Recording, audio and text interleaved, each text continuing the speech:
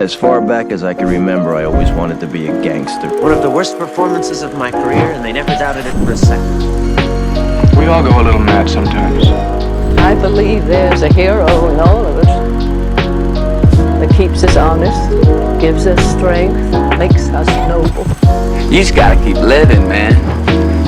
Livin. Son of a bitch. He stole my life. I love the smell of napalm in the morning.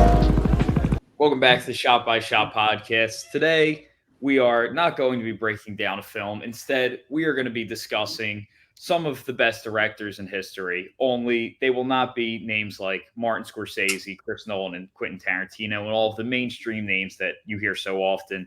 We're going to be breaking down our top 5 underappreciated directors. So for this list, we made a list of ineligible directors, and the requirements is that any director who really generates a lot of conversation either in the mainstream or through critical circles and art house circles with awards, all that kind of stuff. So they have to be underrated by both mainstream people and film fans and critics. So these directors are not eligible for this ranking. Martin Scorsese, Quentin Tarantino, Christopher Nolan, David Fincher, Stanley Kubrick, Akira Kurosawa, Federico Fellini, Ingmar Bergman, David Lynch, Alfred Hitchcock, Billy Wilder, Hayao Miyazaki, Spike Lee, the Coen brothers, Francis Ford Coppola, Steven Spielberg, Wes Anderson, Brian De Palma, Paul Thomas Anderson, James Cameron, Park Chan-wook, Bong Joon-ho, Peter Jackson, John Ford, Sergio Leone, William Friedkin, Wong Kar-wai, Richard Linklater, Denis Villeneuve, Ridley Scott, Charlie Chaplin, George Lucas, Sofia Coppola, Celine Sciamma, Edgar Wright, Ari Aster, Jordan Peele, Robert Eggers, Guillermo del Toro, Alfonso Cuarón, Francois Truffaut, Jean-Luc Godard, Agnes Varda, Howard Hawks, Orson Welles, Frank Capra, the Wachowskis, Damien Chazelle, Sidney Lumet, Clint Eastwood, Tim Burton, David Cronenberg, Roman Polanski, Terrence Malick, M. Night Shyamalan, Darren Aronofsky, John Lasseter,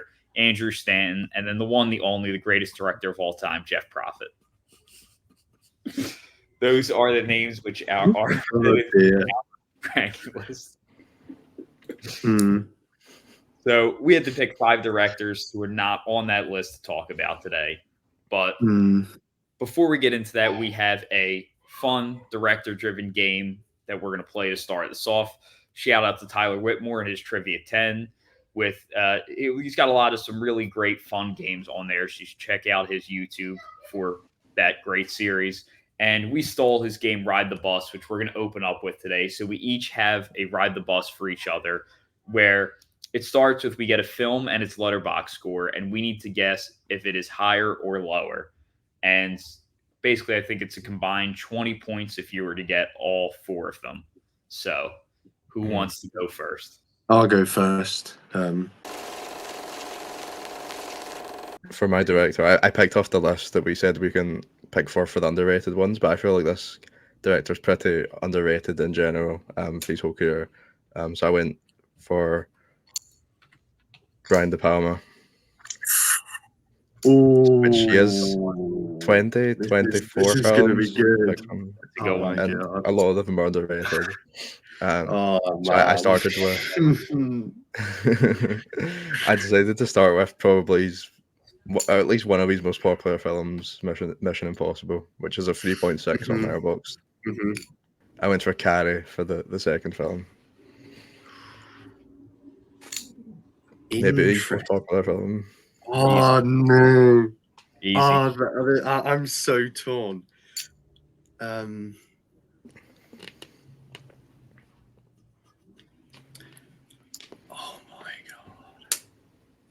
I'm trying to visualize. Mr. Scarface is probably his most well-known. Loads of people love it, but then I just know so many people who just have like a 3, 3.5. This is crazy. I'm gonna say higher. Yep, so 3.8 is higher. I that would have been a hard one as well, because this is probably his most logged film. I assume. I thought that was an easy one. You Okay. know, we can go either way with Letterboxd. Okay, right, the next one. Okay. Carlitos Way. Easy Another one of his higher. best. Easy higher. Yeah. Easy higher. It's higher. It's higher. It's a 4.0. That's one of his highest rated. The next one. Phantom of the Paradise. I think one of his best films. But does Letterboxd think that? That's definitely lower. That's quite a polarizing film. Putting that at like a 3. It's a 4.1. What? No Wow. way. That's crazy. I thought that would trip I you love up. that film, but I didn't realize. I know. completely forgot it was 4.1. That's crazy. What was the The last one? distribution on it's really high as well. Last one is Untouchables. That's Slower. definitely lower. Yeah, that's a 3.8. 10.5. I know that Phantom of Paradise one would trick you out. Or Alex, because I know he's not seen it. No, I would have gone lower. I would have had the exact same score as Oscar. That's crazy. Your director is Akira no. Kurosawa. This could go anywhere. Now, keep in mind, some of these have the same score, but it's higher or lower. Like when you get into the next decimal, some of them. Right. Your starter film is Throne of Blood. Kurosawa's probably most average film, overrated. That's already higher than I would have guessed if you'd given it like second or third. So your first film, Yojimbo. That's definitely lower. It's not 4.4. Ryan is off the bus early. It is a higher. Oh wait. Oh, I didn't realize we could like. Oh, I didn't realize we could go like the same. No, I said that in the beginning. I said it's like the. Oh. They could be the same. Oh shit! Yeah, I misunderstood that. Okay, I would have went lower anyway. Do we give him a chance on the next one because of the confusion? What do you think? We'll keep going anyway, and I'll see you. Technically, he said lower, so. Well, no, this is higher. But yeah, I know. Would be Rashomon. Rashomon. I think that has a 4.2, so lower. Lower is correct. Next film, Redbeard. Redbeard. I don't know if this is one of these sneaky ones that have like a 4.3 as well. Although I feel like Redbeard's 3 hours long, I think. It is 3 3 hours hours long. Yeah, and it's one of his less viewed. I think lower. I'm gonna go. It's like a 4.0 or 4.1. Redbeard is his most underrated film, but it is higher. It is one of those sneaky ones. What sneaky one? Your final one, Ran. Yeah, that's. I know that's higher, right? That is higher. That is a 4.5. Yeah. It's a tricky one. There's so many films. All right, who I got? You were correct. It is Terrence Malick. I knew it. I knew it. First one, The Tree of Life. Oh, well, like a And it 4.1. has a 3.9. 3.9. Next film. Does Badlands have higher or lower than The Tree of Life? Higher. That's a 4.0. Yeah, it's a good film. Damn. He's been cheating. He was looking at my slides. No, I honestly wasn't. Right. Next film. Ooh. The Thin Red Line. Does it have higher or lower? That's a hard one because I could easily see this being like a 3.7 or a 4.1.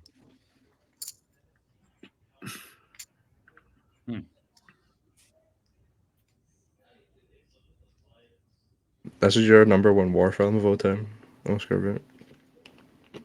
Mm-hmm. Yeah. It is. I think Oscar's trying to trick me. I'm going to go lower. You sure? Yes. Wow. I said it could be a 3.7 or a 4.1. All right, what would be next? Got him. A Hidden Life, his worst film. A Hidden Life. Got to be lower. Shut up.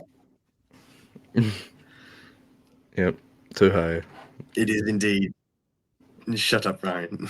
Basically, it's best film. Days of Heaven. Yeah.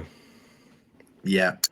So Oscar I wins. purposely picked really close ones. Yippee!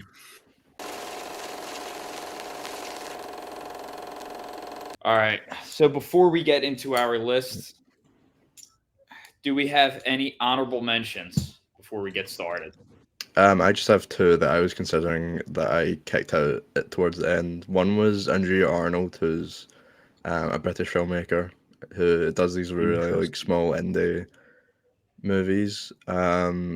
Fish Tank, probably her best. I think you definitely check that out. It's got Michael Fassbender in it, and the lead actress is like somebody who's Yeah, I not haven't even an seen any of actor. her films, and I'm excited for Bird, but yeah, I still haven't seen any of her films. Yeah, Bird's looking really good. Yeah, she got a couple of really good British films. And then the other one's Argento. Yeah. But I ended up not picking him. I have a couple. It was very tough for me to narrow down this list, so I'll read them off real quick. First is Aki Kaurismäki, one of the only living filmmakers on my short list. And yeah, I really love his films a lot. I don't want to speak too much about the honorable mentions. Kind of want to breeze through them, but also Giuseppe Tornatore, some great collaborations with Neil Morricone, great Italian filmmaker. Bernardo Bertolucci, his film The Conformist is one of my favorite ever. Paolo Sorrentino, another living filmmaker on this list, one of my favorite filmmakers working today. One of the great underrated OGs, Otto Preminger.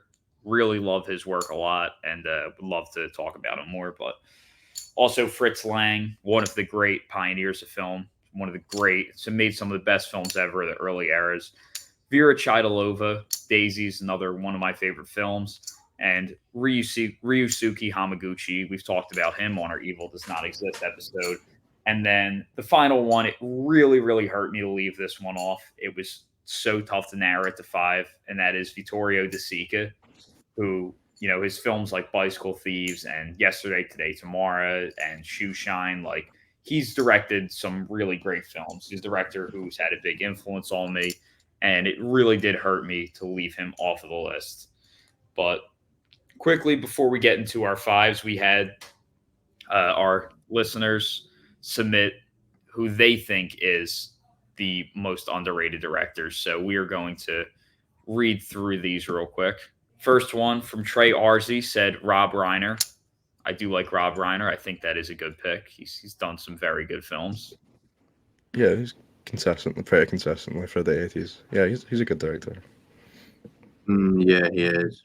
Next, Rocco said Jeff Profit. He's on our ineligible list. Obviously, he's the GOAT. There's no debate about that. Jonathan, who sent a lot of replies, said Thomas Vinterberg. I have not seen too much of his work. He did Another Round, I'm pretty sure, which I've seen. I'm not ultra familiar with him. He also said S.S. Rajamouli. Apologize if I mispronounced that name. I have not seen any of his work.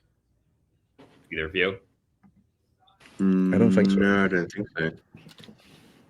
Alan said he Darren. made RRR from 2022. So Oh, did he? Cool. Yeah. It's a great Alan film. says Darren Aronofsky. I actually still have not seen that much from him, but I love Requiem for a Dream. That is a top 100 film for me. I really love that film. But he's made some amazing films. He's also made some terrible films. You can just leave it at he's made amazing films. He made The Whale. That is a crime against humanity. Yeah, he's one of my favorite directors. Black Swan's, I think, the only film in my top 100 though. That's high on my watch list. I don't think I have any of his films in my top 100. Next, we have from Daniel. Apologize once again if I mispronounced his name. Hideki Anno, who did Evangelion film that's high on Letterboxd, which I really did like. Put that on my list. He also did Shin Godzilla, which I do want to watch. So, impressive resume. I like the one film I've seen, even though I didn't understand. The Ritual is a really great film. Even though I didn't understand what's going on at all. Yeah, good director. Yeah, you didn't understand the 2 episodes. Yep. Next we have from Jonathan, Nicholas Winding Refn. I don't think He I've made seen. Drive. Yeah, Okay. you've probably seen some of his films. You probably have. I like that. Trying to think what I've seen. Only God Forgives. What else have I seen from him? Trying to think. What else has he made? I remember looking at his filmography, and Drive was all I had seen when I watched Drive. The Neon Demon. That was a decent film. Bronson. I didn't like Bronson. Pusher. I need to watch the Pusher films. And Valhalla Rising. I still haven't seen. You'll like this next two one. of his films. I think both of you like the next one. It's from Jonathan. Again, he said Danny Boyle. Good director. He also said Peter Weir. What did he do again? Oh, did he do? I know that. Did he do Dead Poet Society? Yep, Dead Poet Society and The Truman Show. That is a good pick. Those are two very impressive. Yeah, that was a good pick. And That's Master two films Commander. that like director. He also said Steven Soderbergh, who definitely is a talented director. Also from Jonathan, this pick I love. Tony Scott directed 2 films in my top 100. I thought about putting them on my yes, Tony Scott is so good. Wait, True Romance. I feel like I kind of want to put him on my list now. He's everybody. To be fair, everyone loves Tony Scott. I'm more of a Tony Scott fan than a Ridley Scott fan. I know that's a hot take, but Top Gun. Top Gun is nowhere near one of his best films, by the way. You're right. It's because it is his best film. It's nowhere near his best film. There's so many better films than Top Gun. There are very few films in existence better than the original Top Gun, including Top Gun Maverick, which is the second best. Top Gun Maverick is better than Top Gun. No, it's so much better. Top Gun 1, it blows out much Top better. Gun Maverick. Okay, so there I have 4 Tony Scott films that are better than Top Gun. The only one that's valid is True Romance, because True Romance is Unstoppable, Deja Vu, True Romance, and Man on Fire are all better than Top Gun. Insanity. Next, he says Ron Howard. Ron Howard is definitely an accomplished director. You don't see get mentioned a ton. Well, what's he done? Angels and Demons, Da Vinci Code, Inferno. What else has he made? Apollo 13. Yeah. Beautiful Mind. They won the Best Picture for him. That is kind of an awesome. I don't really rate him, to be honest. I don't really rate him that much. Hard Season, interesting film. 13 Lives was pretty good. I don't rate A Beautiful Mind like massively, like a lot of people do. It's a pretty solid film. Yeah, I think he's fine. I wouldn't say he's underrated. Perfectly rated. Yeah, I wouldn't. I agree. He's got the film festival this year. Oh, nice.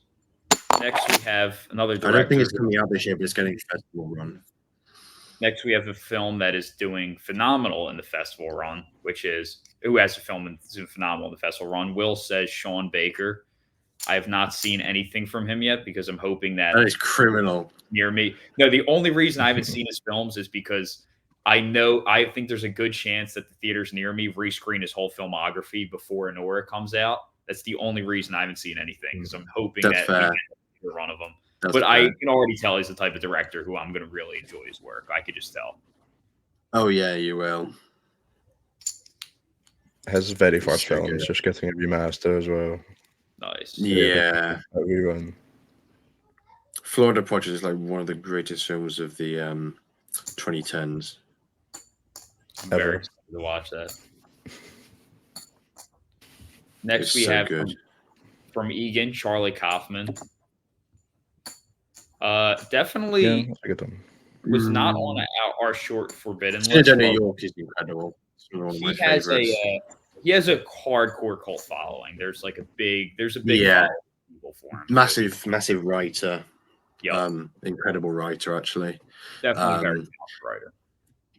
Yeah. I do want to rewatch. I'm thinking of ending things. But yeah, I love Sneak New York. Yeah, so Really, it's got a really third. great. It's an animated film as well. A third film. I think he has 3 films. Oh, what's it called? I can't remember. Can't remember the name of it. He wrote Eternal Maybe it was Sunshine. something else. Yeah, he did. Then we have from Seb Westball, who did the newest Planet of the Apes movie. I haven't seen it. Westball. Yeah. For both The He's alright. the Maze Runner films. Maze Runner. Yeah. He done a decent job with Planet of the Apes. Next up, I don't know what jerk off sent this, but someone under the name Donald J. Trump sent me. So I say that is overrated. If this is actually overrated. Donald Trump, go and get your fucking checkbook, cause like you got billions. We need money over here. So checkbook and come talk to me. Oh dear.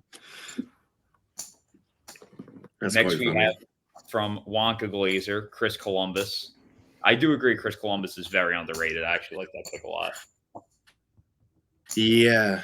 I'm trying to think what else he's done outside of Home Alone in the first 2 Harry Potters. What's it called? He wrote Gremlins. Oh, he did Pixels. Did he did Pixels, didn't he? Oh yeah, he did do that. I don't think he's done anything since that. He was one of the great hired guns of Hollywood. He did Mrs. Doubtfire also. Thanks. He did. Oh, Adventures yeah. in Babysitting. That movie's a Oh, classic. Percy Jackson. And Percy Jackson. The first Percy Jackson. That movie's overrated. It's just like a solidly all right movie. Yeah, and I've read the books as well. And I've read the books, and it's not. I've that actually bad. listened to the audiobook, so I do know how inaccurate it is. Adventures in Babysitting might be his second best film behind Home Alone. That movie's a classic. And Mrs. In fact, Doubtfire. he makes Netflix movies now. He might be a bit washed. That's a shame. A bit. Next up, Ben H. sent a couple, and this looks like a very good list. First, he has Lars von Trier, who is well respected, but I haven't seen anything from him. W.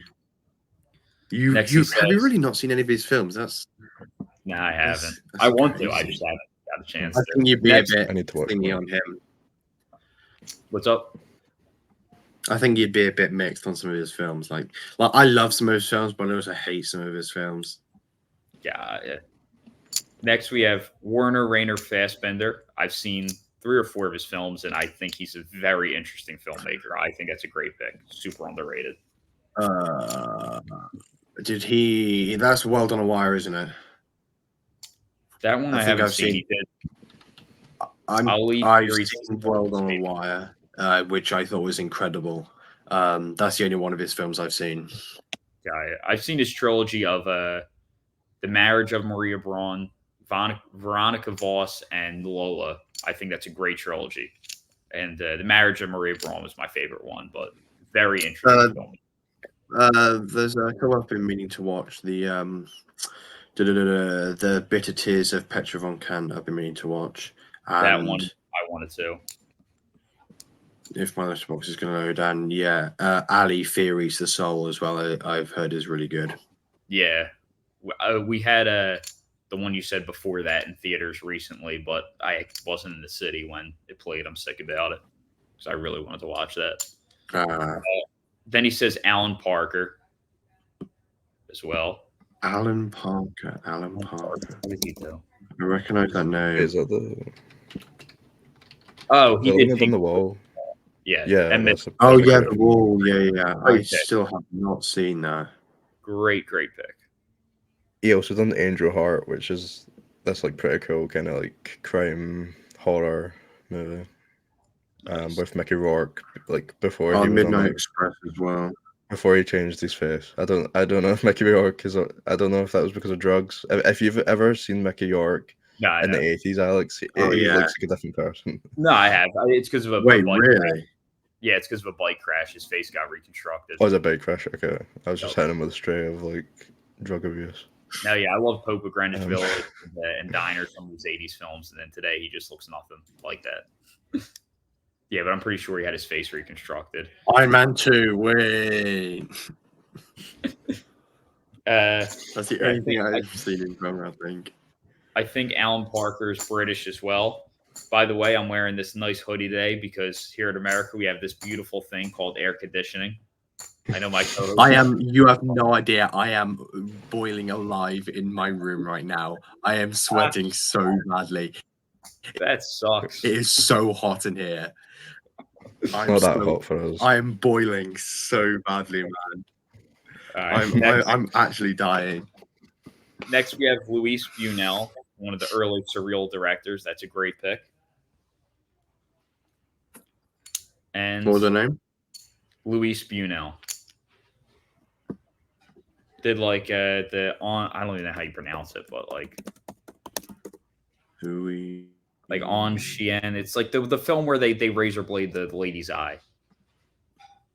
Yeah. But his last one, great pick, is David Lean.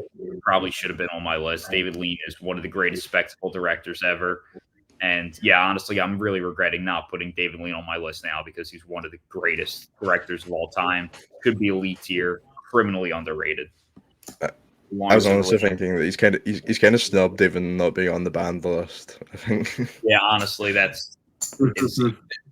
But the fact that he's not shows how underrated he is, and honestly really should be. Like Lawrence of Arabia, Bridge on the River Kwai, Dr. Zhivago are some of the best films ever. Brief Encounter is also a great film. Like, yeah, that's I'm regretting not putting them on my list. You can do the small scale and the ridiculously high scale films. Yep. Yeah. And both big spectacle while also doing like intimate character pieces within the same film. Definitely one of the best ever. But that is all of our responses. So let's get into our top 5. Who wants to go first with their number 5? Is this in any order, by the way? Just 5? 5 to 1. No, as in, like I haven't like ranked mine in like most underrated. I've just gone for 5 because I don't really know how to rank. But you don't have to. I mean, if you just want to go right. I'll just go whatever I've got. So yeah, mine won't be a rank. If yours is, that's fine. But yeah, mine isn't a ranking necessarily. My 5, like I said, it was tough to leave Vittorio De Sica off of the list, but I felt like I've had way too much influence from Asian cinema to not have an Asian director on this list. So my number 5 is Edward Yang out of Taiwan. Nice pick. Edward Yang, I think, is one of the best directors ever when it comes to directing characters. And he has like just this web of characters, like kind of like different short stories of different characters' lives, all kind of moving in and out, sometimes connected, but normally pretty loosely connected to each other, where it's really capturing a sense of a time and place. And I think his films are really a portrait of a specific times and place, rather than he doesn't really do narrative films necessarily. Like we see in America, like in America, they talk a lot about what's this character's objective. And then, you know, he has films like Mahjong, where the whole core of the film is that the characters have no idea what it is they want. And, you know, he often uses a static camera and holds on really long takes. Normally we're at a distance from the characters. You don't see him use close-ups or necessarily like heighten things emotionally. It's much more of like a distant observational portrait with, you know, incredibly composed shots, incredible color palettes. And he makes films that are like 3-4 hours. Like he's making epic films in Taiwan where, you know, if anyone's heard me speak before, I really like filmmakers who have a sense of place, especially when it's some form of like an urban environment. And that is certainly him with, I believe it's called Taipei. I apologize, I mispronounced the city's name, but his city in Taiwan is such a part of his artistic voice, which I love to see.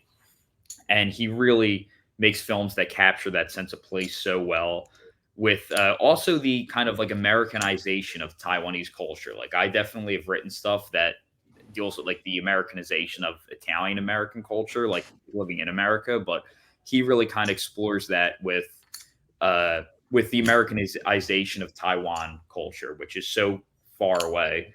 And in addition to like this kind of art versus business themes that you see in this film as well, like especially Confucian. I always forget how you pronounce that name, but that film definitely explores this, where he didn't really. Some of his films are really hard to access because he didn't always sell his films to distributors. He was purely about the art form and not about profit at all. So some of his films he never sold to distributors and just kind of had their runs in festival circuits, and they never really traveled. Of course, his films like Yi Yi and Brighter Summer Day later on would achieve some international acclaim, but his films were very kind of isolated to Taiwan in terms of who got to access to these films for a while. And yeah, I just think he's such an interesting filmmaker. I also love the way he kind of has this always holds on empty spaces and kind of exiting and re-entry of characters within the frame. And my favorite film of his, we're also going to be going through a favorite film from each of the directors we pick, would be A Brighter Summer Day. Yi, I watched twice in theaters just this month, so I have more of a freshness in terms of things to say about it. But I saw A Brighter Summer Day about a year ago, and it was one where it's like, oh, I just had time to kill one day. So I was like, let me check out this movie because it was playing, and it totally blew me away. He has such an understanding of his characters and the psychology of his characters, and really deals with that, especially with like this coming of age story with, that explores the kind of youth gang culture of Taiwan in, I believe it was the 50s or the 60s, along with the kind of character, like the coming of age relationships and like the psychology behind the feelings that each of the characters have. And the character writing in this film and the way that they're brought to life is just on such an elite level. There's so much depth and layers and complexities to every one of his character.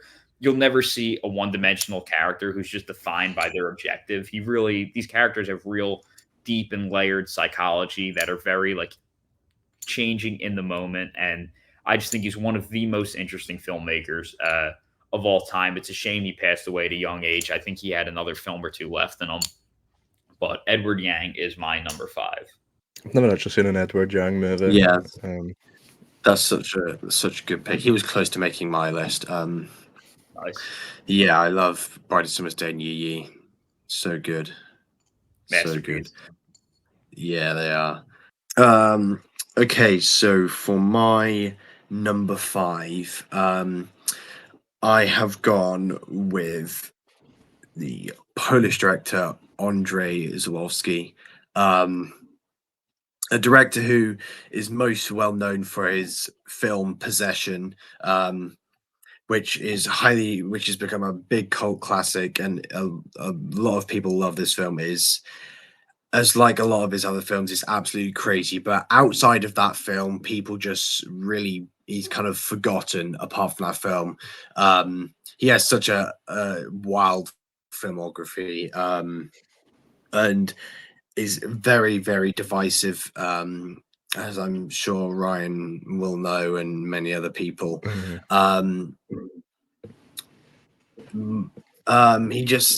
He captures so much obscurity in his films, and a lot of them are just so bleak, and just really dark, and so kind of grimy and gritty. All these environments that we're kind of going through, especially one of his films from 1971, The Third Part of the Night.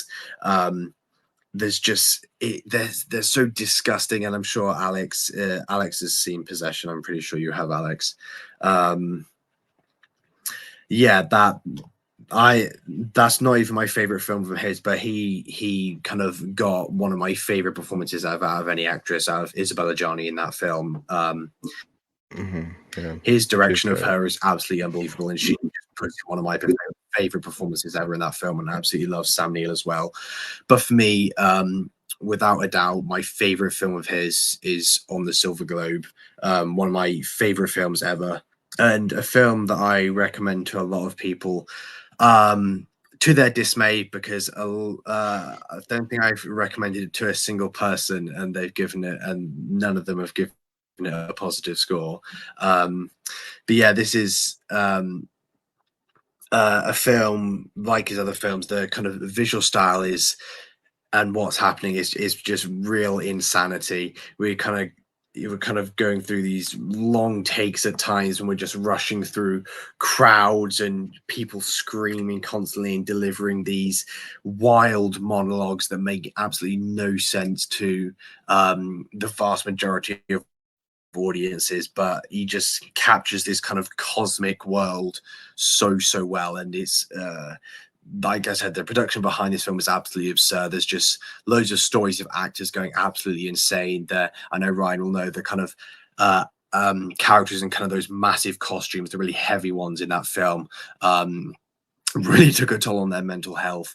And some absolutely crazy stories. So one of the there's like scenes of like crucifixion, Ryan, in the film. Yeah, those scenes are crazy. Yeah, so what happened? They were meant to get like for like the close-ups of the hands with like the nails stuck to it. They were supposed to get prosthetics for it, but they were really bad. They just went to they got permission, went to a local church, dug up a grave, chopped off a hand, and used like a dead severed human hand as the close-ups for that. But yeah, this is a film that started filming in 1977, so we're talking before Star Wars, but due to kind of Polish government and they kind of a new kind of like entertainment and kind of culture head of the Polish government came in and said, right, we're cutting all your funds to your film. You're not doing this anymore. And they were like 80% done, and the film was quote unquote finished 11 years later in 1988, and it was presented at Cannes Film Festival that year. But those who watch the film know that there are portions of it that are narrated over by Zwolski himself. In present day Poland, there's only portions of that, so technically it's still unfinished. I know people say they'd love to see a remake of that film, a finished one. I really wouldn't. I really wouldn't. Just keep it as it is. It's like it's still.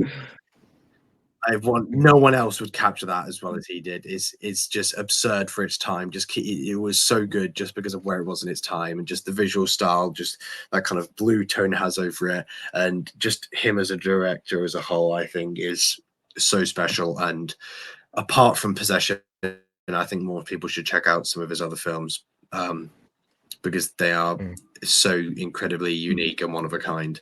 But yeah, that's my number 5. Yeah, I think Possession is great. Definitely check that out. I mean, I'm not huge on Silver Globe, and I kind of out of respect it. You could not remake that. Like the whole you couldn't kind of like thing behind that is, I mean, the production plays in a lot of that about the whole like mystique about it. You definitely couldn't replicate that. I don't hate it. I respect the film as it is. Yeah, good pick. Yeah. Good, real quick. Good pick. The only one I've seen that, like you said, is Possession. Wild fucking movie. It was fucking batshit. Yeah. Yeah. That's all I've seen, but it definitely makes me curious to see what else he's done. So,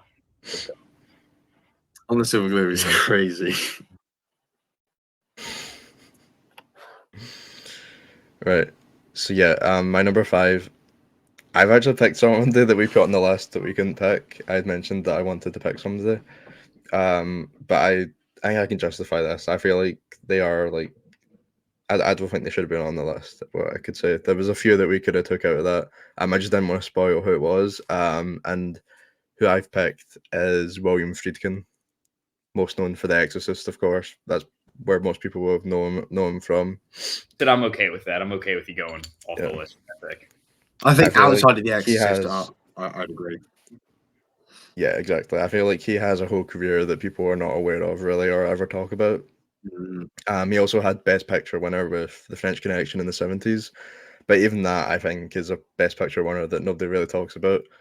So yeah, I think he is fairly appreciated in film circles, but I think he is still kind of underrated because I think he is one of the best American filmmakers of his generation, that kind of new Hollywood directors that broke through in the 70s, like the Coppola, Scorsese, George Lucas, Spielberg, a whole ton of directors.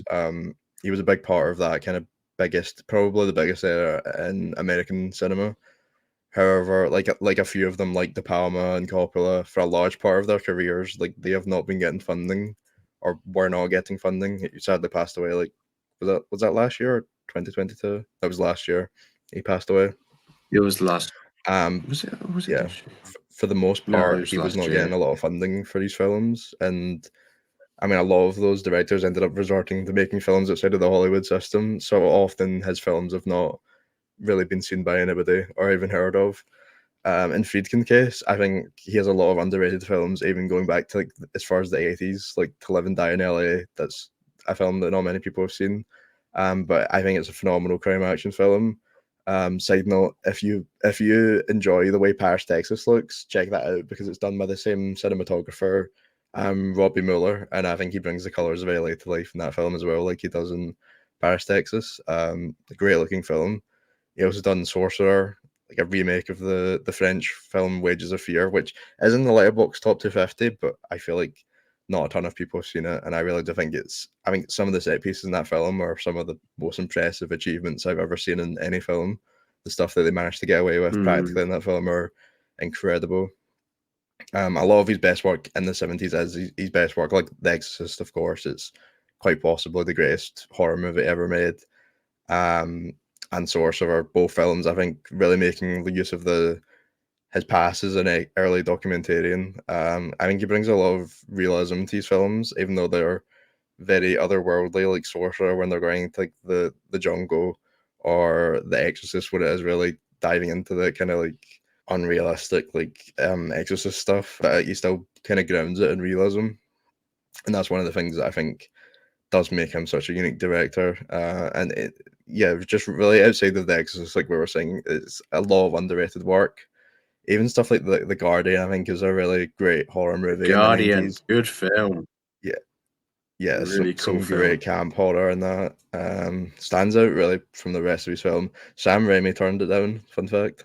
I feel like there's some Sam Raimi-isms in there, and there's even an Evil Dead reference. Yeah, there is. Yeah, he's got a lot. He's got a ton of movies that people just haven't seen or not seen enough. So yeah, I've not even seen all of his late work. I'm sure there's a few more gems in there, but for someone who has done so many big films, I feel like he's got a whole career that's not talked about enough. So I had to get him in this list. I definitely need to see To Live and Die in LA. You do, definitely. Yeah, I think French Connection, I love. It's like as 70s of a 70s movie as you can get. Like it's just for sure. And Sorcerer, you see some of the most, probably the greatest accomplishment any director's ever pulled off. That bridge scene, what William Friedkin did, is probably the greatest accomplishment from a director in movie history. Like if you know anything about filmmaking, that scene should give you such anxiety. Not even for the characters on screen, just for like it's the actual actors. Yeah, exactly. I'm not the biggest Exorcist guy, but I'm a big. I really love French Connection and Sorcerer. So, good pick. My next up, going back to the early days of Hollywood with one of the first ever auteurs, one of the first ever people who got to both write and direct the film at the same time. Most people back then, it was the writers would write the script and they would pass it off to directors. Those were two totally separate departments. It's not like today where you have guys like Quentin Tarantino and Paul Thomas Anderson who kind of do it all. It was a much more assembly line process, but there was one writer who was well enough respected to be able to get to direct his own writing, and that is the one and only John Huston, who was definitely, when I first started getting into filmmaking and exploring old Hollywood films, his films really, I just found a connection to, and was one of the first old Hollywood directors to really have influence on me. And as I was writing the most recent script I finished, it was, I kind of started going back to John Huston because of a lot of the themes and elements in his work, really started kind of connecting and gave me a jumping off point for the script I was just working on, where his films are all about kind of remaining true to what's the idea of the film. He always has an idea that he's trying to express through the film, and really is all about remaining true to that idea. And you often see in old Hollywood films these kind of clear-cut good versus bad. This is the hero. This is the villain. And back then, a lot of times, especially when we're talking the 30s, because John Huston directed his first film in 1941. So coming off the 30s and Depression, no one wanted to end on a downer because people went to the movies for escape from the what was going on in real life. And no one in that old Hollywood system would end on downers. And John Huston was the first one to really kind of end on down. Like, he was one of the early pioneers of a film that ends on a downer and doesn't have a happy ending. His films often kind of end with more questions than we began with. It's not like we open up with a question and solve the problem by the end of the film with this kind of lesson that he's trying to teach. We often end his films with more questions than when we began. And his characters never really get what they want in the end. And there's definitely themes of failure in most of his work that I really enjoy watching the way he explores that. And he always has these MacGuffins that everyone, MacGuffin is the one thing every character in the film wants. Everyone's trying to get, and it often ends up being very meaningless in his films. Whatever the MacGuffins are, they end up ultimately becoming meaningless in the end, which I think he always has such interesting ideas in how he explores that in films like Maltese Falcon, Treasure of Sierra Madre, just two of the greatest films old Hollywood ever produced. He had frequent collaborations with my favorite actor of all time, Humphrey Bogart, and they were also like drinking buddies, him and John Bogart and John Huston. And yeah, in terms of his style, he doesn't have the flashiest style, but I'm very critical of dialogue, but when John Huston does it, it's always in these long dialogue takes where he's changing the blocking, and it's truly actor on actor. He was one of the first of old Hollywood also to not really have a lot of editing in his films. They really were just true long take, actor on actor, well blocked scenes, which I think just elevates the conversation so much when it really is that kind of the actors responding to each other and playing off of each other makes those conversations so much more interesting to listen to, which is why I don't mind the dialogue in his films as much. On top of the fact that he's adapting, in Maltese Falcon's case, dialogue of Dashiell Hammett, one of my all-time favorite writers, one of the greatest writers in history, and really just captured the mood of noir, unlike anyone else. And yeah, I just think, his characters also kind of have this lack of morality that we saw in old Hollywood. Like, so much of his style just kind of defied what was the standard of that time. And there's this real like lack of morality and, this questionable protagonist, like more anti-heroes rather than the traditional Hollywood hero that you would see in like a John Wayne movie, like an old John Wayne movie, let's say. And there was always this kind of moral ambiguity that I really liked as well. And my favorite film of his, I've already mentioned, is of course The Maltese Falcon. It's one of my favorite films ever. I love noir, and it's the only, I think, one of those kind of the great noir novels to perfectly be adapted. When John Huston, they said he could write and direct the film, chose The Maltese Falcon, they said they were surprised that he chose that because it had been adapted twice already in the 30s. So they said, why would you choose to adapt a book that's already been done twice? And he said, because it had never been done right.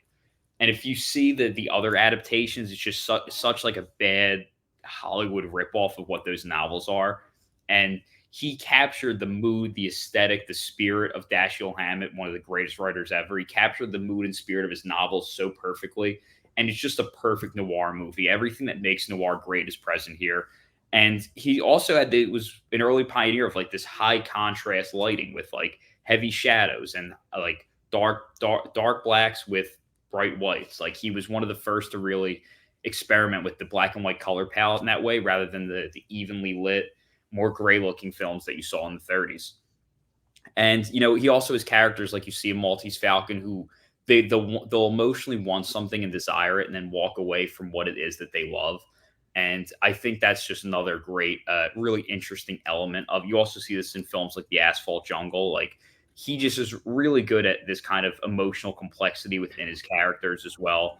And yeah, I think The Maltese Falcon just has everything that makes him great as a director, everything that makes noir great as a genre or style or whatever you want to call it, all in one film. And yeah, it's just he's a director who I keep going back and exploring his work, and really has helped me grow my own style and voice from. So John Huston is my number 4 underrated director. Yeah, I do love him. Treasure of the Sierra Madre is the second greatest Western of all time. I think that's definitely my favorite from him. It's the greatest American. Still need to see it. It's so Yeah, not like an old Hollywood film. Like the pacing of that film is as perfect as any film could be. Like it just moves at such a speed that makes it not feel like an old, like kind of like Billy Wilder, where like his films are so well written, they feel like old Hollywood movies. Yeah, exactly. Yeah, you need to check that out, Oscar. I think you'll really like it. Bogart's best performance. Nice. Yeah, definitely. So my number 4, I've gone for a director I've only seen a couple films from, but I just couldn't go without mentioning, just because I feel like how fascinating he is. Alex has seen one of his films, and that is the incredible French director Chris Marker. I don't think I've come across a director ever who has a better understanding of what an image is than Chris Marker.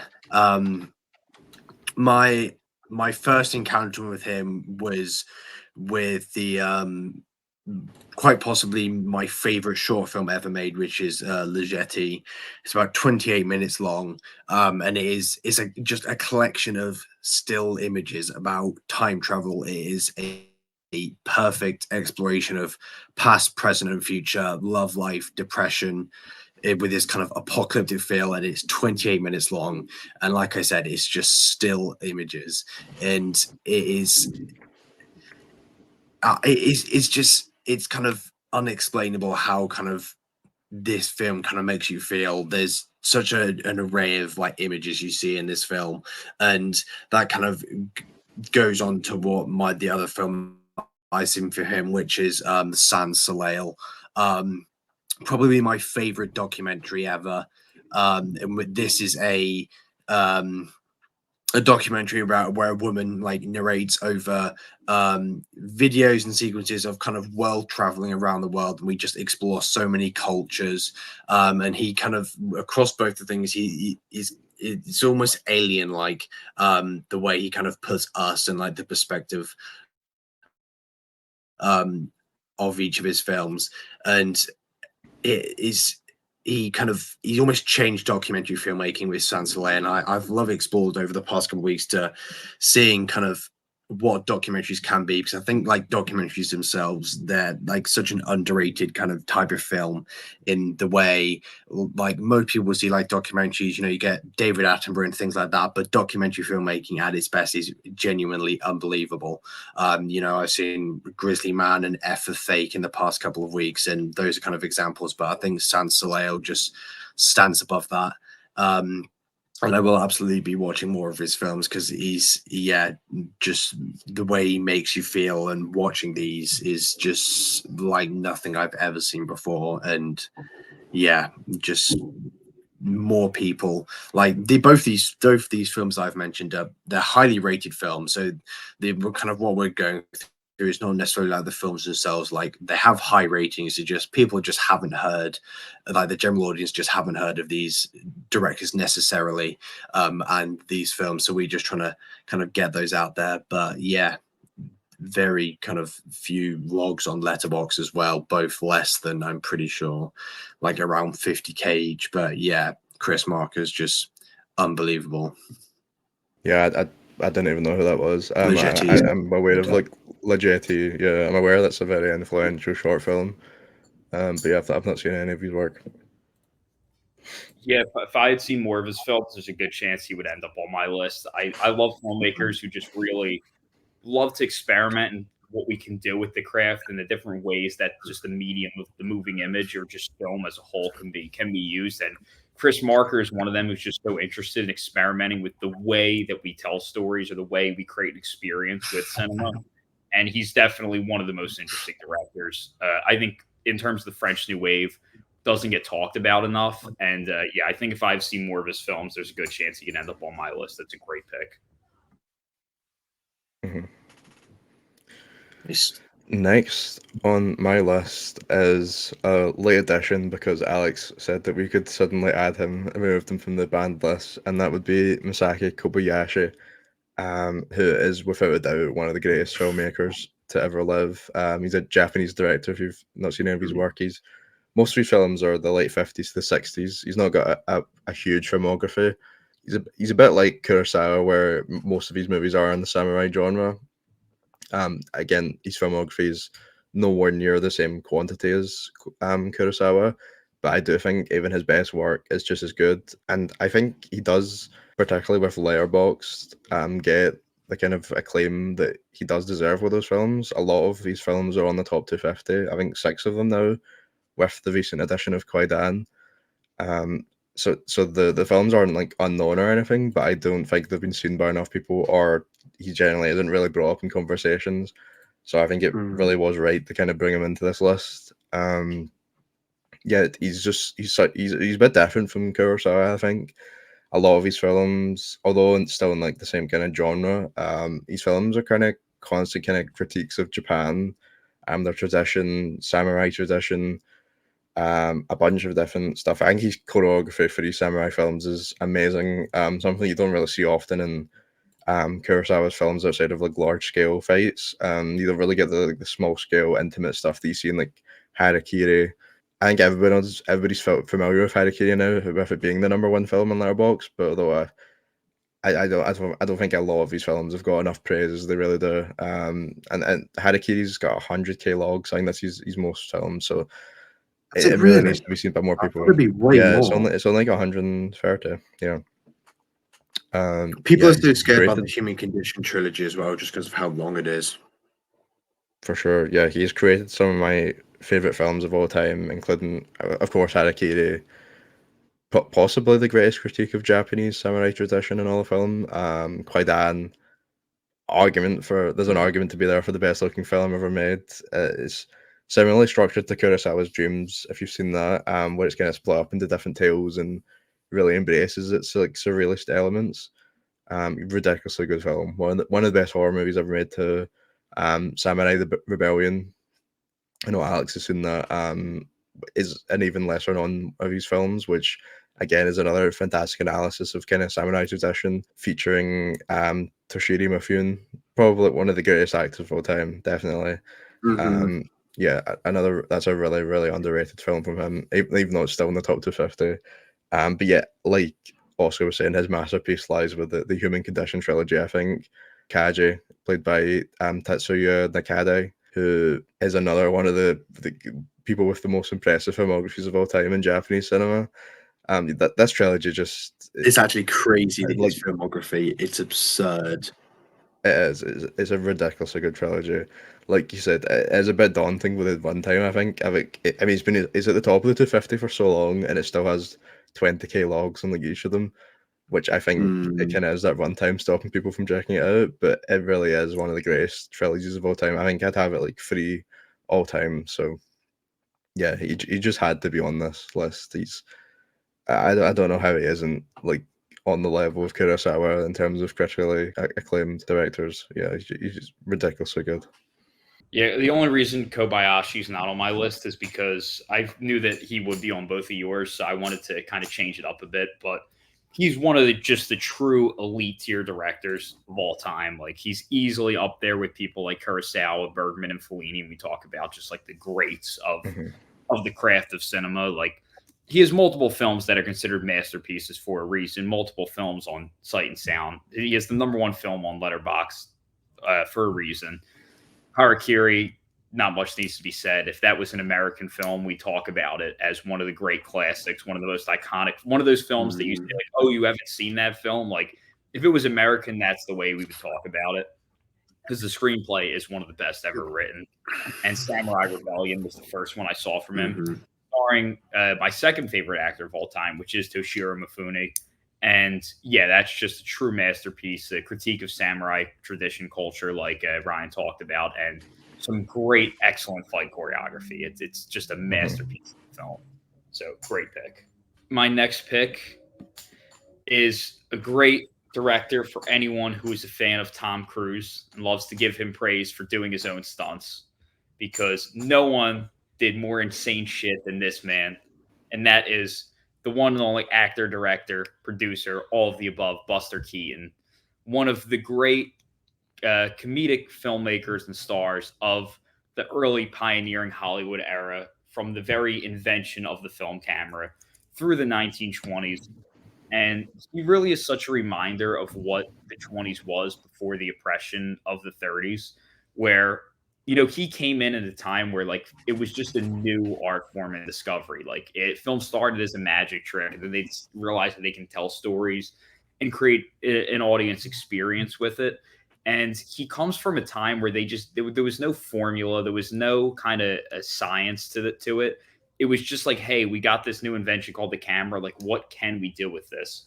And, he does things like these elaborate stunts mixed with like different techniques like matte paintings and, using film in reverse to pull off these crazy stunts.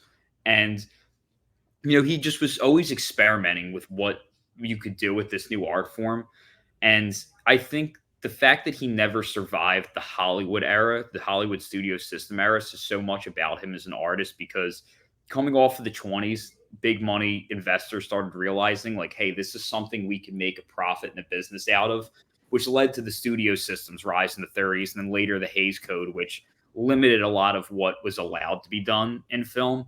And Buster Keaton's career severely declined when he signed a deal with MGM at the very end of the 20s. And, he's just, and it's because he was just one of those artists that could never survive the era of artistic kind of repression and limits on his creative freedom, because he was just such a pioneer and did things we'll never see again. Just look up Buster Keaton's best stunts. He did the most insane shit that you will never see again. Like, most people, it's a miracle the guy didn't die. Like, the fact that he didn't die is an actual miracle. Like, he did that one when the building falls on him and it's just the window that he has to fall through is ridiculous. It's literally like the one Ryan's talking about. They built a whole wood cutout of a house that literally falls, and there's an opening in the window that has to line up perfectly, or it's going to fall on him. And he's just standing there. It's actually insane. That was either in Steamboat Bill Jr. or Sherlock Jr. I'm pretty sure it was Sherlock Jr., which is a good starter one because it's only 45 minutes. I know what a lot of people are thinking, like, 1920s, like, eye roll. Buster Keaton's films are so entertaining. Like, I would recommend this to average movie watchers before I would most films of the 30s all the way through the 80s even. Like, his films hold up that well that I really... There's no way you could watch these and not have a ton of fun. There's just no way. Exactly. There's so much fun. They're so simple, yet so fun at the same time. And there's just such a great spirit to them, and also just so much heart. My favorite film from him is The Cameraman, where he's like a cameraman. He's trying to win like the girl's love who works at I think it was the news studio. And it's just, aside from like his great stunts and just hilarious gags, like, there's just so much heart to the film. And it's just, he just had like that. He understood like how to really connect with the audience. He was one of the first, I think, to really figure that out. Charlie Chaplin's more well known today because he survived a little further into the studio system where Buster Keaton did not. And I think Buster Keaton did way more insane shit than Charlie Chaplin. Like, it was just on another level. And, my first film I saw from him was when I was my first semester of film school. We had to watch his film, The General. And it was like, oh, shit, I forgot to watch this movie. I watched it the morning before school, and I was just so, like, locked in and entertained. Like, it was just such a fun movie to watch. And I really do think, like, most people really kind of will have that same response. Like, it's just, there's such a spirit of just the fun of creating and experimenting, and just you feel that kind of fun of like, what can we do with this, and that experimentation that just really bleeds through, which is why literally every film I watch of his, I really do enjoy, and could not recommend Buster Keaton enough. Sherlock Jr. is a good starting one because it's only 45 minutes long. And then I highly recommend getting into, The Cameraman, which is my favorite, Steamboat Bill Jr., and The General, because I think he's just one of the great artists to ever work in this medium. It's a great pick. I didn't even think about picking him for my top 5. I kind of assumed that we put it in the banned list. I'd completely forgot about him. Yeah, Chaplin we put in the banned list because, like, I feel like he's, like, when you think of silent film, like, the first person you think of Charlie Chaplin. But Buster Keaton kind of becomes somewhat forgotten, I feel like. Mm-hmm. Yeah, I've not seen as much Chaplin, but I love Buster Keaton. Probably would have got my top 5 if I remembered putting him in. I haven't seen it near enough as I should have. But for my number 3, I feel like Ryan may have this on his list. But my number 3, I've gone for Ken Russell, the legendary British filmmaker. What a guy, man. What a guy. He is an absolute madman. Made some of the most visually absurd and controversial films ever. The Devils is considered to be one of the most sacrilegious films out there. The Catholic Church absolutely slaughtered it to bits. I can't really see why, to be honest. I have no idea why.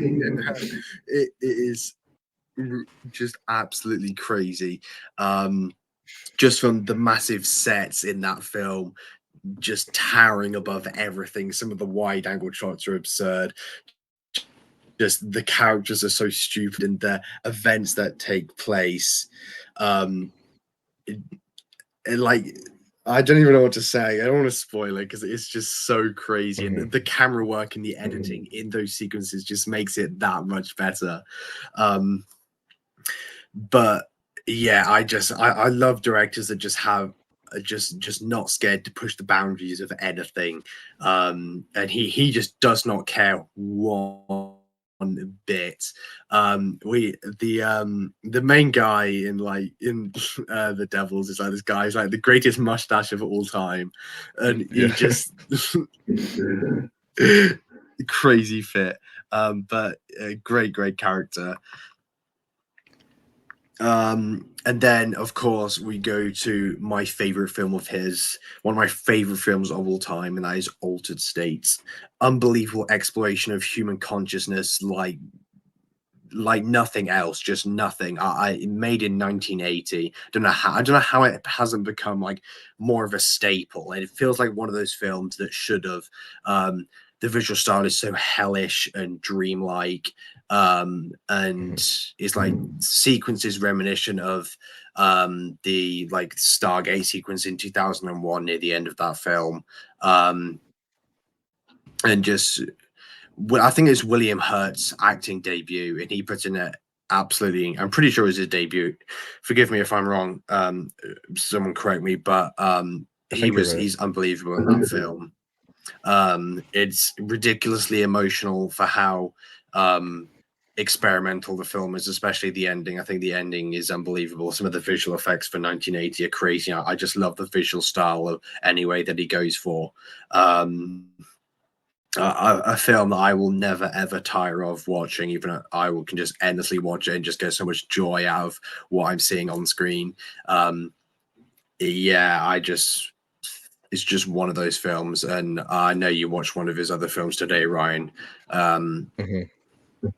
But I just like I said, just love directors that just go for it and just don't care, and you just end up with the just craziest things you've ever seen on screen, and is the best thing ever. And Ken Russell is absolutely one of those guys. But yeah, legendary director. Definitely, it's a great pick. So great that was also my next pick. From a director. Yeah, he's just. I echo everything you've said about the Devils and Altered States. He really is like one of the pioneers of like British cinema in those 70s, like 80s period. I've also seen a couple of his other films. We talked about the Pink Floyd's The Wall earlier. There was an interesting period, like I think it was between the 70s, 80s, maybe 90s, where like they would make films out of like albums. And he made a film out of Tommy, which was one of the Who's albums, which I think really shows just how great of a director he is. Puts his visual storytelling to the front, because there's really no plot here. Really, it's like the plot of like the album. So he really is. Basically, all the plot is shown visually. So I think that really shows how good of a director he is. Like you said, I also watched The Lair of the White Worm today, which is kind of diving deeper into his late 80s work, where he started it with Altered States, and Devils is kind of like horror adjacent. Altered States, which is like horror sci-fi. And then this was a horror comedy, where I think that's kind of the genre he kind of went into in the 80s. But yeah, the practical effects are just insane. The visuals, there's some visuals even on the level of Alter States in this film. I can't imagine what it was like watching this in the 70s and 80s. Like, he's just so ahead of his time. Like, the stuff he does is outrageous.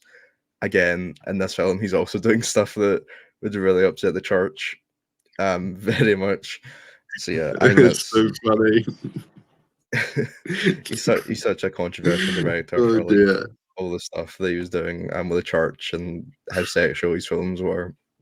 Yeah, just a crazy guy. I don't know how he got away with it. I can't stop thinking about that scene in The Devils. I can't. That's so funny. The stuff in White Worm might be crazier. Oh, good. Yeah, just the blend of practical and just the stuff he does visually it's insane. It just would have been crazy seeing that at the time. So yeah, that's my number 3. My number 2 was originally my number 1 until about an hour ago. And then I realized that the person who's now my number 1 just couldn't not be the number 1 spot. So my number 2 is one of my all-time favorite directors who is still deserving of the number 1 spot because he, like Buster Keaton, did things we will never, ever see again. Truly just was obsessed with, improving on his own work and, just topping his own achievements and just achieving the impossible through film. And that is the greatest musical director of all time, Busby Berkeley.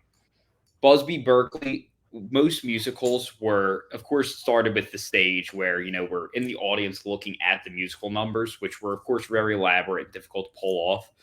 And then when the musical was translated to film, it was kind of a lot of the same with the film camera as like a stand-in for the audience. And Berkeley was the first one to really just have these elaborate musical numbers where he would put the camera in areas that the audience just could never see and just gave such a fresh perspective on a musical number where he would kind of have this incredible synchronization of all of the dancers in the musical number to like use to create different shapes and different just different aesthetics and compositions where he had just all of the actors kind of working together to kind of create something bigger and this incredible synchronization. I literally don't know how he pulled this off. Like Buster Keaton stunts, I don't know how he pulled off based on himself. The amount of coordination and synchronization that Busby Berkeley achieved is true insanity. Like, just look up any Busby Berkeley musical number. Like, look up Dames or Footlight Parade or 42nd Street and one of those musical numbers and just watch like a 2-3 minute musical number. It's absolutely insane. Today it would all be done with, digital duplication and all that and CGI and all kinds of digital techniques. Busby Berkeley did this shit with real people. It's truly just insane. He also used like techniques to make it so it was impossible for anyone to edit his film. So he always had complete creative control in an era where that wasn't given to directors. Like if you watch one of his movies on shrooms or something, like it's the trippiest shit you could ever experience. He just broke so much ground in kind of surrealist filmmaking and what could be done. Once again, just broke so much ground in terms of what could be done with the camera. His films are so visually stunning and just like I'll put it this way, like most of his films, the narratives are like, I don't give a shit about the narratives, but they're still 4.5, 5-star films because his musical numbers, even if it's just the last 30 minutes of the film, are that incredible that it's just some of the most remarkable things that we've ever seen in film. And where just the way he uses the camera to like reveal things or kind of move in on things that you never could from a distant audience perspective was just absolutely incredible. And like, yeah, there's not much more to say besides the synchronization. My favorite film from his is a film called Footlight Parade. And I first saw this film in theaters. I saw it just because I'm like, I have nothing to see tonight. Let me check out this old Hollywood movie, see what it is. It had Cagney and Joan Blondell in it, 2 of my favorite actors of that era. And then I'll be honest, like the first half hour to 40 minutes, I wasn't really like, I was like, it's all right. Like, it's a decent movie. I'm not mad I saw it, but like, it's nothing memorable. And then when his musical sequence came on, I was just blown away. I was like, this is one of the most incredible things I've ever seen. Where I talked about that synchronization of actors and the kind of using the actors working together to create something bigger. And he does that like in water with like synchronized swimmers. It's one of the most incredible achievements in any film ever. And I'm just blown away every time I see one of his films and what he's able to pull off. It's things we'll never see again. And just his ability to synchronize actors is second to none. He's a director we don't talk about near enough. He's the greatest musical director of all time. Busby Berkeley is my number 2. Nice. I know, check that out. I like a good Nice musical. pick. Nice pick. 1 second. I really hope Ryan hasn't picked this as well, because there's a small chance Ryan might have picked this next director as well. But that is a Japanese director that doesn't get talked about near enough, and that is Toshio Matsumoto. One of the most underappreciated. Well, actually, his films are very much appreciated, but director himself and like his films aren't that kind of well known. But when they are known, they're absolutely loved. And just an underappreciated pinnacle of Japanese cinema. Funeral Parade of Roses is like one of the pioneers of like Japanese surrealistic and queer cinema. It is an unbelievable film. There's a lot of kind of influences that from earlier kind of short film cinema from the 30s. He just turns it into this absolute journey, and the characters that we're kind of going with, and I just love the surrealistic style so much. And it's just crazy how his name isn't brought up enough when we're talking about Japanese cinema in general. But my absolute favorite film of his, that I doubt, is Demons, one of my favorite first time watches of this year. And horror film, I know Ryan, you said this as well. I don't know how this hasn't become like a horror classic, because it's just one of the most unique films ever kind of unique horror films ever made from a filmmaking standpoint. This film is kind of drenched in this pitch black darkness, this void, and it gives it this like spiritual and just outer world feeling. It's kind of a samurai crossed with a horror elements and like surrealistic elements as well. A film, Alex, that I hope you should check out one day, because it's truly staggering. It has a 4.2 on Letterboxd, and it has 13k logs. But yeah, it just opened. The film opens with in color in sunset, and that's the only time that we see color in this film. And the film just gets engulfed in darkness and negative space for the next 2 hours and 15 minutes. The lighting is absolutely incredible. One of my favorite shots, when that kind of samurai, the main character, his kind of like the doors come down and there's like a little shine and a little light just does come off his sword, and he's just standing there, and it looks so good. It just, the contrasts and the editing and the transitions in that film, obviously the kind of a unique editing style is we get kind of a lot of repetition in kind of certain actions that happen like 3 or 4 times. It's like a timeless masterpiece. Is so haunting and ridiculous ahead of his time, and I was just entranced from start to finish. And yeah, Matsumoto, I'm pretty sure, one second, let me just check his filmography. I'm pretty sure that's his only 2 feature films. I think he has 3. Oh no, maybe it's not. No, he made a couple more. But it's like a very obscure film. 3, yes. Then, yeah. And then he has some experimental films. And he has a number of short films. But he made a ton of short films, but just in the little kind of films he made, he had such a massive impact that people just do not realize. And I just have to mention his name because just like I said, a pioneer of avant-garde cinema for Japan, and one that just should go down in the history books, but just isn't talked about enough. But yeah, Toshio Matsumoto, that is my number 4. Demons is, I mean, it's one of the best samurai films ever made. Never mind just horror. Yeah, I did think about putting this in, but I know for sure you were going to put it in yours, so I just left them out. But he would deserve to be in the top 5. Yeah, that is a Japanese director's work I'm not familiar with, but definitely need to check out. Also, another Japanese director I probably should have given an honorable mention to is Kenji Mizoguchi. That's another great Japanese director who deserves more credit. But yeah, this is Japanese cinema really is like one of the powerhouses of all time. So yeah, great pick. My fourth pick is, I think this is someone that if we've redone this video in a few months, he would be banned from the list. And we talked about him earlier in a wee bit, but I already know who it is. Yeah, my pick is Sean Baker, one of my personal favorite working directors.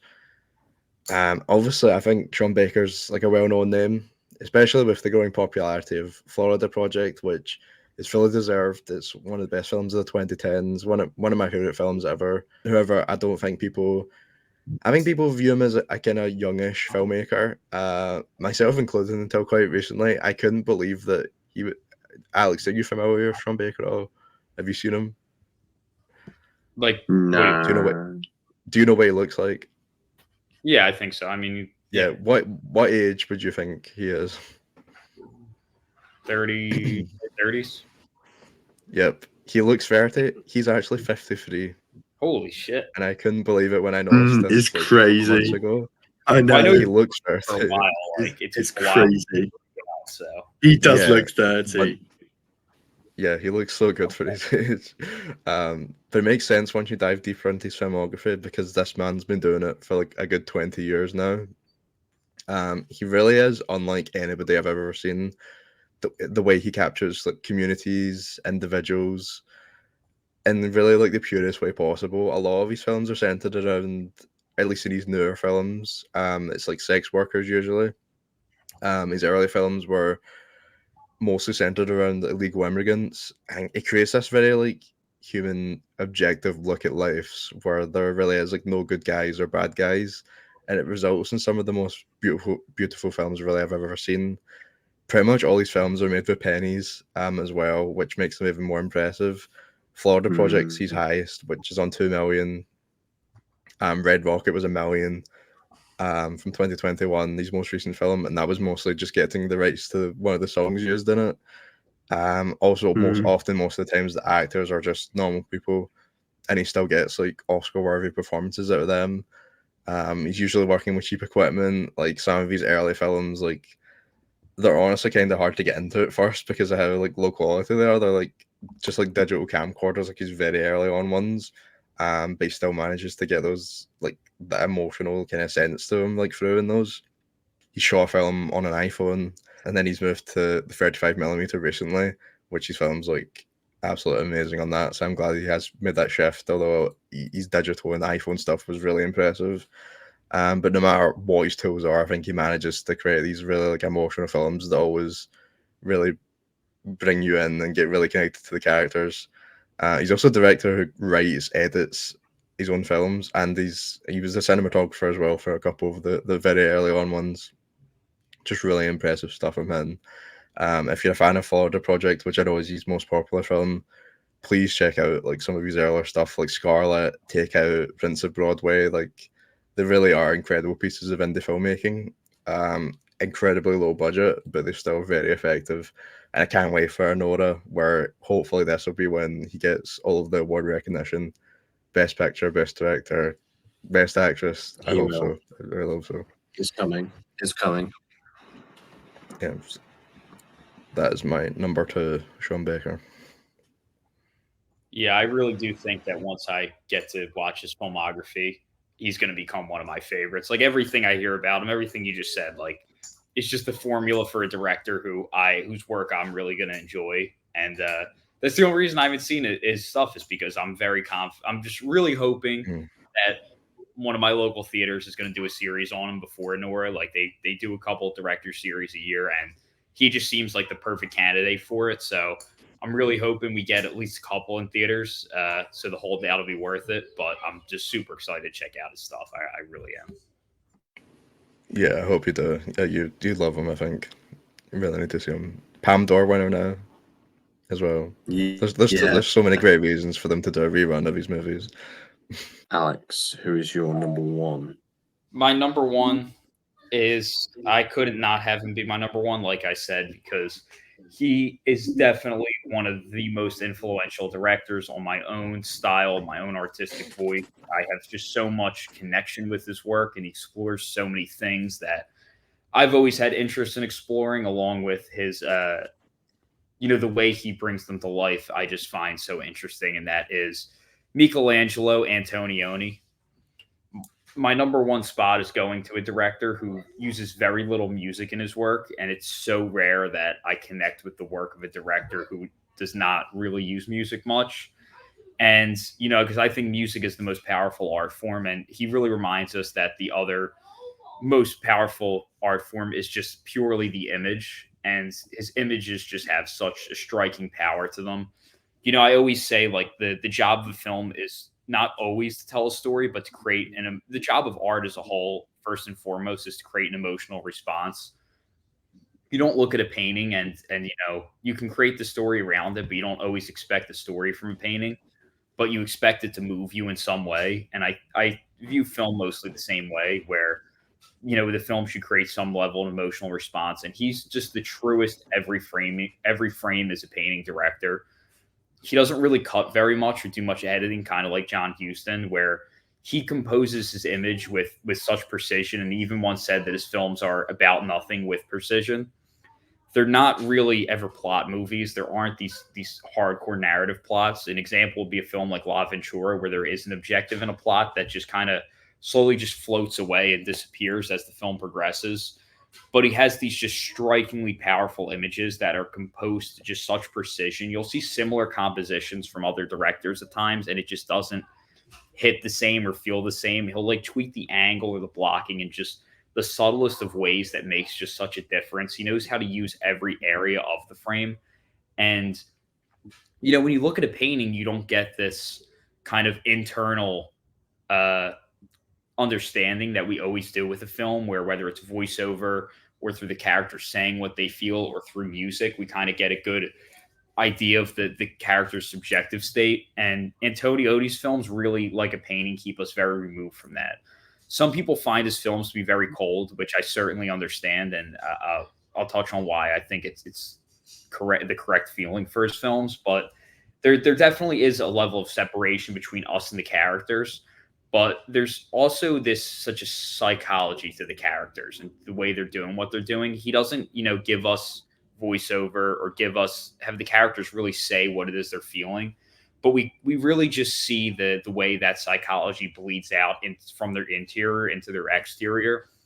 And his films are often dealing with a spiritual evolution. And I think one of the core elements of a lot of his characters throughout his work is the sense of emptiness within them, which is why I think it's fitting that his films are so cold and kind of musicless, is that there is always this kind of emptiness with the characters who it often, I don't know if I call it a critique, but a portrait of kind of upper middle class lifestyle, where they look for escape, whether it's, vacations or relationships or, sex, parties, whatever it is. Like, the characters are kind of always looking for an escape from their kind of lack of purpose and how meaningless they feel their lives are. And we really just see the characters just indulge in all different kinds of like joys and pleasures that ultimately still never really fully fill that emptiness in their lives. He has a lot of loveless relationships in his films, and I just think that the kind of psychological element to his films is so fascinating and makes his characters so fascinating, even if he doesn't do like in Hollywood, they always want you to build this attachment to the characters. So, you root for them or care about the characters. Like, it's all about making you invest in them. And, Antonioni's not scared to make you feel disconnected, because if you notice, the characters in his film never really have that connection with each other. You see this especially in a film like my favorite film of his, La Notte, and a very close second being La Ventura, where you see characters who have that same sense of emptiness in their lives, but it doesn't build a connection for them. They just happen to be it's not like they're two people destined to be together. They're like almost like two people destined to be alone. And they kind of, just because they have that same lack of connection doesn't make them connect with each other necessarily. and just the way he explores characters. Like all this stuff is just you don't see other directors make films this way or explore these kinds of characters or really just deal with these same themes. It's very rare that a director does, which is why I think he's such a kind of special director in film history. And, his characters are always thinking, but we never know what they're thinking. And, we see them do things and make decisions that, maybe are questionable at times. And then when you really start rewatching his films, you realize you kind of start to see the psychological evolution that led to really normally deals with characters' lives.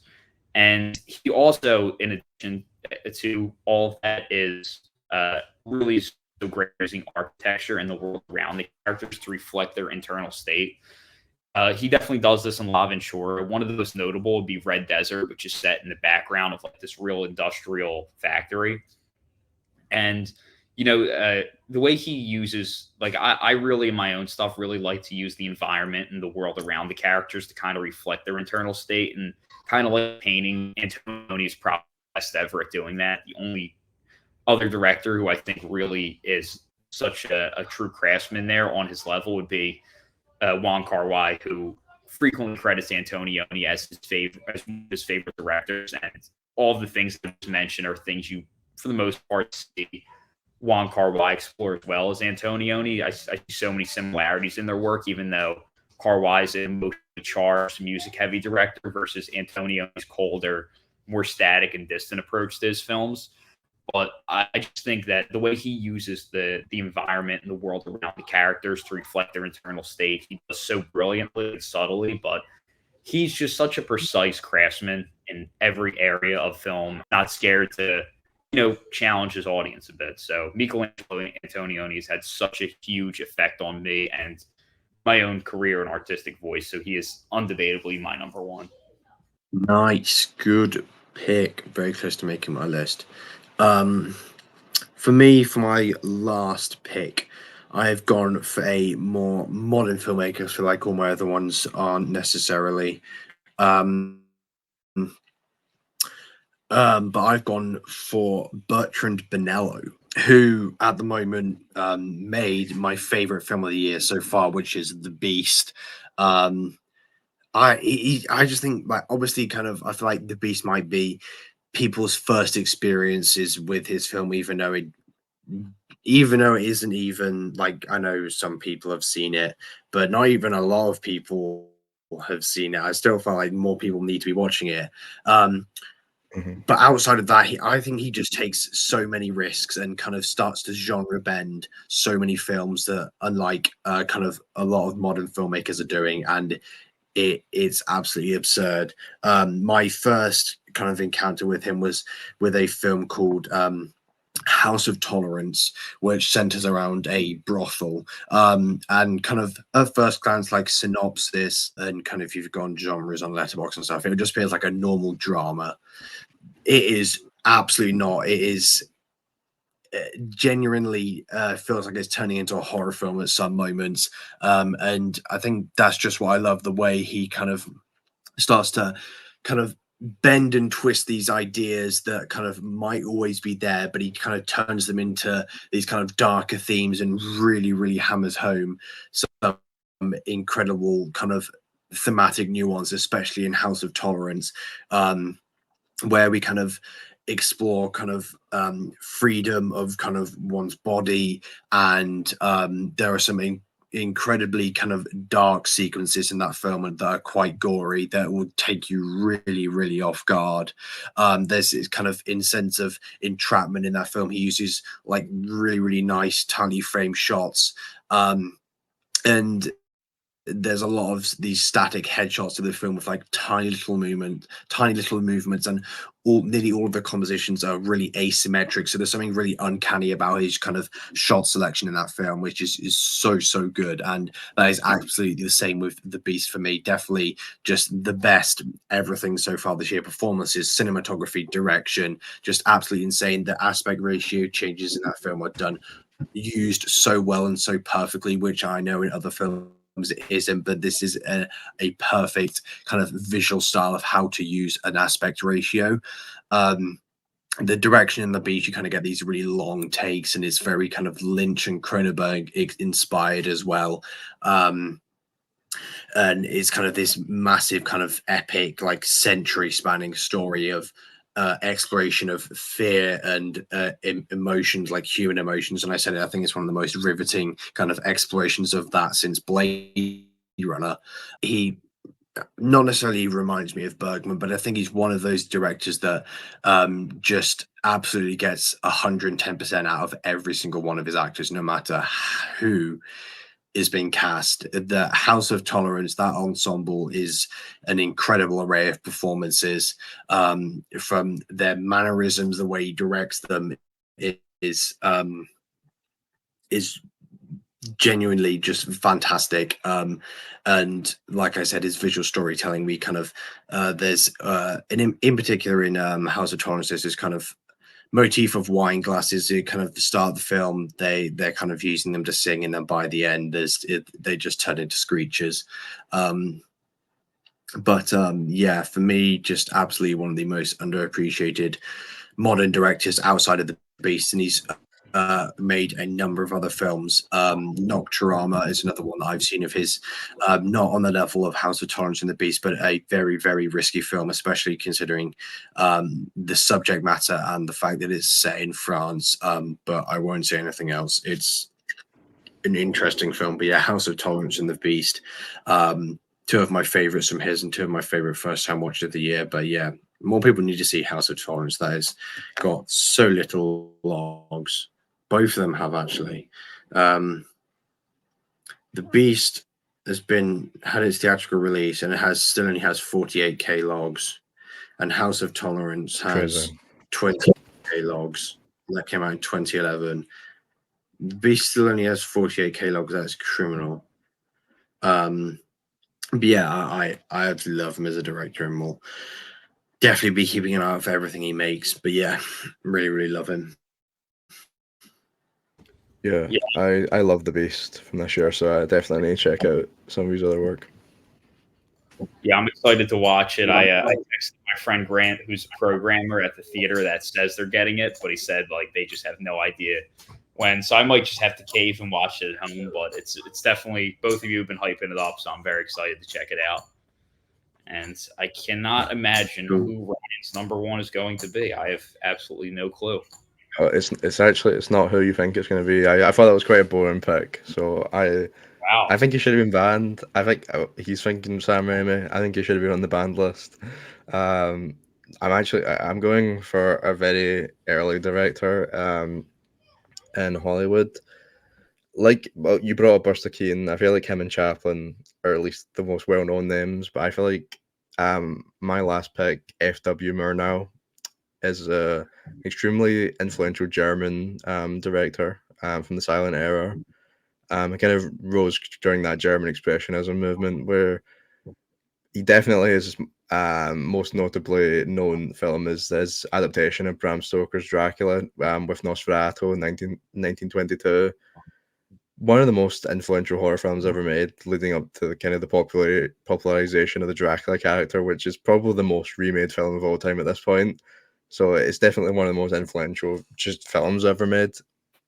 That kind of silent era spanning from the late 19th century to the late 1920s kind of laid out the foundation for a lot of horror elements that we see today. I like how they're like limited to the fundamentals of film, like the image and the music are the most important things.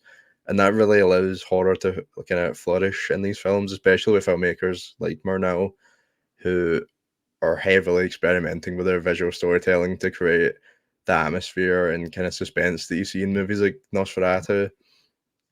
It's insane, some of the images that you see in his films, like Faust and Sunrise in particular, have some of the best from that era. With Sunrise having incredible visual storytelling, where for the most part of the film, he's able to basically completely eliminate title cards, which you usually see in silent films where they express the dialogue for that usually. But this film basically has like a handful of title cards in the film. Eventually, it's just purely him using his visual storytelling with the images on screen or the expressions from the actors to kind of express the plot, which I think that is probably his best film, I'd say. Yeah, Sunrise particularly as well has some great performances from the silent era I've seen. It came out in 1927. So yeah, he moved to Hollywood. This was his first film under 20th Century Fox. And it was the first year for the Oscars. So the lead actress, Jeanette Gaynor, received Best Actress for Sunrise, and she also won it for another film, which somehow I don't know how I've never heard of that as like an Oscar trivia fact, that she won the Best Actress for 2 different films in the same year. It's a pretty crazy fact. I feel like it should be well known, more well known. But yeah, unfortunately, we never seen really. I mean, I guess we never really seen what he was fully capable of, because just 4 years after moving to Hollywood, he died in a car crash and died at 42. So we really get robbed there. I don't know what he would end up doing, because the films that he'd done up to that point were just amazing in the era. Yeah, just again, like we were saying with Buster Keaton, you can be turned off by the kind of like it's a silent film, but these really are like some of the best images that you've ever seen, and they are really fun to watch, regardless of when they were made. So yeah, that's my number 1 pick.